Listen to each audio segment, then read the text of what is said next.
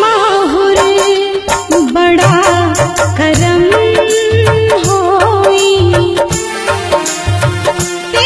माहुर बड़ा करम होई,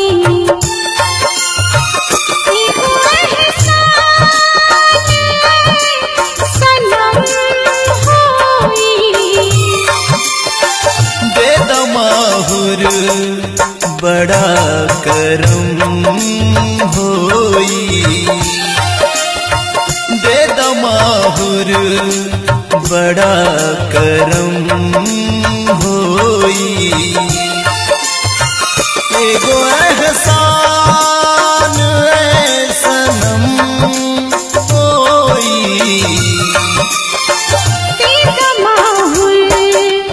बड़ा करम होई,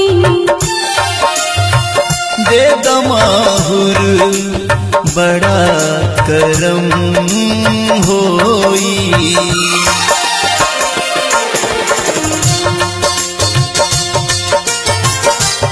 कौन था ये? फ्रेंड में अगर मैं शादी करूंगी तो मैं उससे से करूंगी। वो तो मामला कहां तक पहुंच गया? उसके 4 दिन के प्यार के लिए मेरे 18 साल के प्यार को भूल गई। मेरे जीते जी तुम्हारी शादी तो कभी नहीं होगी।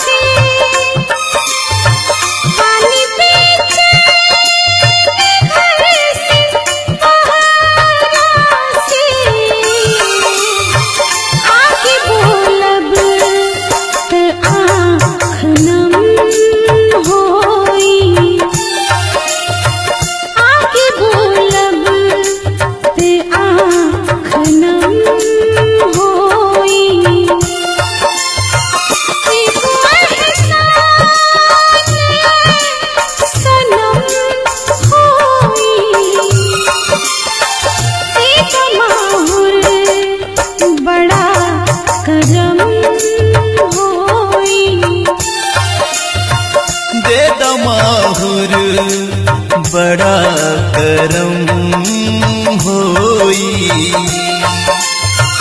एगो एहसान सनम होई,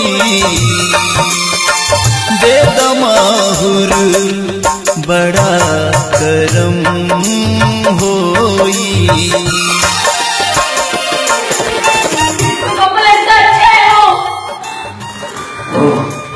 मुझसे ज्यादा प्यारा है तो ठीक है, करो मुझसे शादी, लेकिन मेरे जीते जी ऐसा नहीं होगा।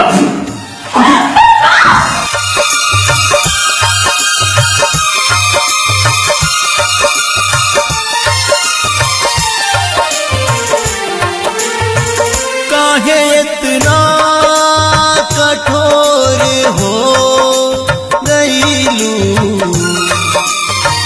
काहे इतना कठोर हो गईलू, नाव दरिया पीछे डूबो गईलू, नाव दरिया पीछे डूबो गईलू, के हमरा जे अबू अलम होई,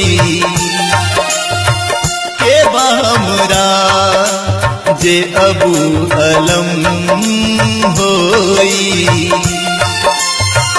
एगो एहसान सनम होई, दे माहुर बड़ा करम होई। माहुर बड़ा करम होई,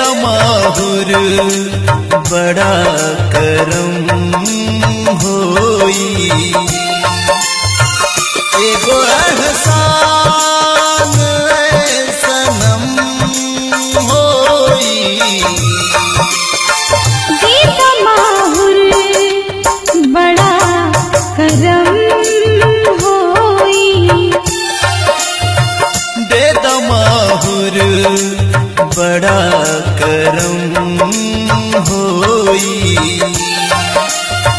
देत माहुर बड़ा करम होई। दे दमाहुर बड़ा